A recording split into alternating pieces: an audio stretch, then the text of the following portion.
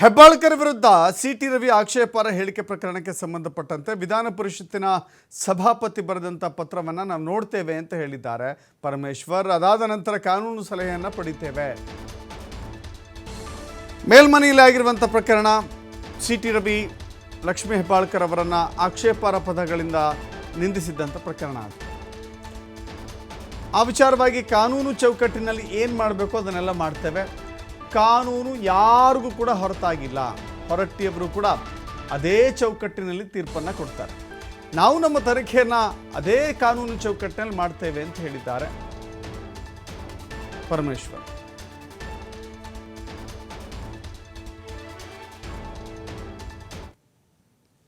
ಹೊರತಾಗಿರೋದಿಲ್ಲ.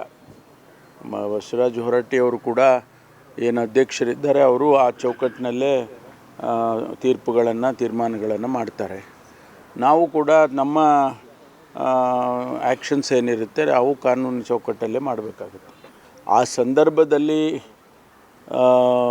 ಏನು ತೀರ್ಮಾನಗಳಾಗಿದ್ದಾವೆ, ಒಂದು ಕಡೆ ಕಂಪ್ಲೇಂಟನ್ನು ಶ್ರೀಮತಿ ಲಕ್ಷ್ಮೀ ಹೆಬ್ಬಾಳ್ಕರ್ ಕೊಟ್ಟದ್ದು, ಅದರ ಹಿನ್ನೆಲೆಯಲ್ಲಿ ಪೊಲೀಸ್ ಇಲಾಖೆಯವರು ಆ್ಯಕ್ಟ್ ಮಾಡಿರ್ತಕ್ಕಂಥದ್ದು, ಇದೆಲ್ಲವೂ ಕೂಡ ಈಗ ನಾವು ಪರಿಶೀಲನೆ ಮಾಡ್ತೇವೆ. ಕಾನೂನು ಚೌಕಟ್ಟಿನಲ್ಲಿ ಯಾವ ರೀತಿ ಅದು ಸಮಂಜಸ ಅಥವಾ ಉಲ್ಲಂಘನೆ ಆಗಿದೆ ಅನ್ನೋದನ್ನು ಕೂಡ ಪರಿಶೀಲನೆ ಮಾಡಿ.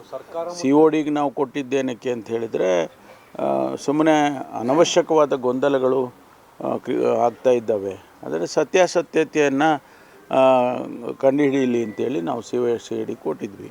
ಕಾನೂನು ಯಾರಿಗೂ